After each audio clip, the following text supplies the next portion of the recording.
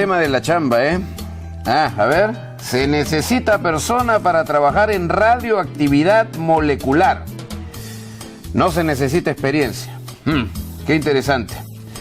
¡Ay, pero cómo están! Camaná 320, esta es nuestra bodeguita. Ya le están diciendo la bodeguita, así con mucho cariño. A mí me encanta estar por acá. ¿Cómo está? Buenos días. Hola, ¿Qué tal?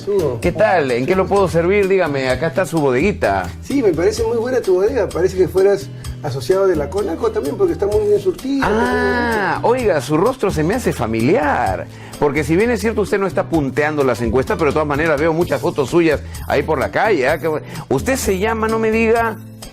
Moisés No, Mieses. Salvador. No, Moisés Mieses. Oiga, usted sí que va a tener que hacer que un océano se abra para poder llegar, porque la cosa está brava, ¿no? Está bien brava. Es el candidato más joven a la alcaldía de Lima, 37 añitos, ¿no? Y candidato por el Partido Humanista, el partido de Yehude Simón, ¿no? Sí, es Pero usted estaba en el APRA, ¿qué pasó? ¿No hubo cariño? ¿No lo arroparon bien? ¿Lo dejaron atrás? ¿Qué pasó? ¿Por qué se nos fue del APRA? Sí, bueno, hemos trabajado con los jóvenes, ¿no? Con Juventud por el Cambio. De los 18 años he aprendido cómo poder impulsar... Oiga, pero en ese partido trabajan con jóvenes desde el comienzo y siguen los mismos. Sí. No entiendo eso. De la HAP, Cuba. Sí, es cierto. Entonces, de Juventud por el Cambio comencé a trabajar, ¿no? Debido de que teníamos la CENAJU, ¿no? La Secretaría Nacional de la Juventud, y Juventud por el Cambio es una asociación sin fines de lucro para apoyar a los emprendedores, y ahí es donde yo comienzo a trabajar con la HAP, con los Cubas y también con los otros partidos, ¿no? Por eso que le debo también mucho el haber aprendido cómo ver el tema de organización. Pero ahora está con Yehude Simón, ¿no? Oiga, dicen que usted pensaba llevar en su lista a una vedera, a Génesis Tapia. ¿Cómo es posible? ¿Cómo es eso? No, porque si lleva a Milet Figueroa, yo voto por usted, ¿ah? Sí, a veces sucede que muchas personas ven el tema pues de esto como un tema popular, ¿no? Pero yo no lo veo así. Yo lo veo más bien oportunidad para la gente que realmente también se interesa y podría aportar de alguna manera también. Y ya no va Génesis Tapia, ¿quién va? ¿Deisy Ontaneda? ¿Cómo es la figura? Sí, bueno, Deisy Ontaneda es una empresaria, también emprendedora, es directora de Rústica. No, sí, es así como también la conozco, es asociada de la CONACO, también la Confederación, que tú bien lo conoces, que es vecino aquí de la CONACO, el edificio CONACO, frente de la avenida Bancay. Y es así como nosotros hemos promocionado pues el tema de los emprendedores. Ya una vez salido de Juventud por el Cambio, pasé a ser al humanismo más joven, el presidente más joven que tuvo la CONACO a los 30 años de edad. Era mencionado, era elegido como el presidente de una institución tan importante, 68 años de vida institucional de la CONACO. Y todos dijeron lo mismo. Oye, el más joven. ¿Cómo va a ser el presidente de la CONACO cuando ha sido pues, los Picasso, los Ormeños, los Iraoka, empresarios siempre de más de 60 años, ahora una persona de 30 años? Pero sangre nueva, pues savia nueva, como tiene que ser en todo, por favor. Ahora hablemos un poquito del plan, hablemos un poquito de sus planes. Está darle más autoridad y armas a los serenos, está el tema del teleférico, lo de las pistas aéreas. Yo alucino eso, las pistas aéreas. ¿Cómo es eso? ¿Vamos a navegar? ¿Cómo va a ser? Mira, más que nada, el principal proyecto que yo tengo por tenerlo de vida es apoyar y dar oportunidades a los jóvenes.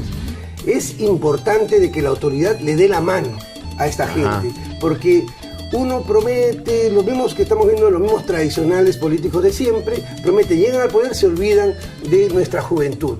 Es por ello que mi principal función es, desde que salgan de la secundaria, enseñarles cómo ser emprendedor como tú. Una exitosa bodega que vemos bien. ¿Y qué va a hacer usted por nosotros, los pequeños comerciantes del cercado de Lima? Sobre todos ellos necesitan protección. ¿Por qué protección? Porque han sido víctimas de extorsiones. Tú estás bien trabajando, progresando, ganas tu dinerito, ¿y qué pasa? Viene un delincuente y te dice, ¿sabes qué? Si mañana no me depositas tanto, te pongo aquí un artefacto. Es la extorsión, pues la extorsión no puede ser, no puede ser. Conozco a tu familia, conozco a tus hijos, de dónde salen, y definitivamente te piden cupos, y mensualmente pagas como si fuera a pagar a un empleado más un cupo. Eso es lo que me animó a mí. ¿Y las pistas aéreas? ¿Y las pistas aéreas? ¿Cómo son las pistas aéreas? A ver. Bueno, lo que son temas de infraestructura, todo lo que es,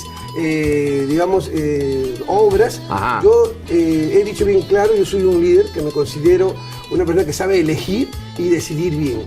He elegido un buen comando de campaña, así también un buen equipo técnico que me viene acompañando para que esas obras se hagan realidad. No solamente en el Cercado de Lima, que también tenemos un precioso proyecto para que sea un real centro histórico donde haya muchos turistas, vengan a comprar. Tiene que venir gente. Ahora, hay otra cosa que quiero preguntarle.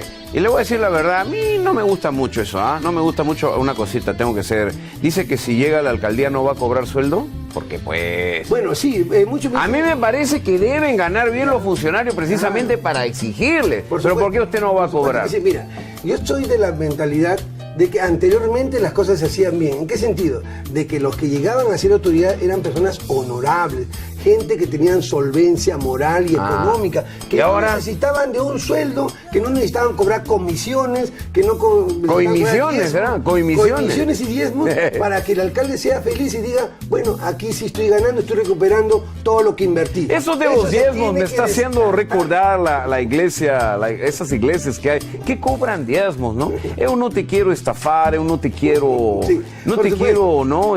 Pero tenemos acá la tanguiña de María Magdalena, ¿no? El aceite de los apóstoles, ¿cómo es posible, no? Oye, el diezmo ya se ha institucionalizado en todas las municipalidades, en los gobiernos regionales.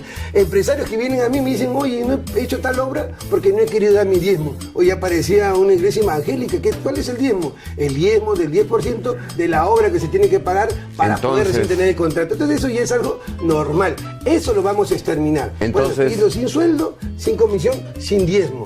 Y es fundamental porque tengo 5 años en la CONACO trabajando a Donorem. ¿Y de qué va? Y siempre lo he hecho. A la CONACO a Donorem, la alcaldía de Donorem, toda esa Donorem. ¿Y cómo entonces? ¿Qué? ¿Usted vive del aire o del milagro? ¿Cómo es posible? Gracias a Dios, porque soy muy creyente, soy una persona muy devota a las cosas que Dios uno pone en el camino.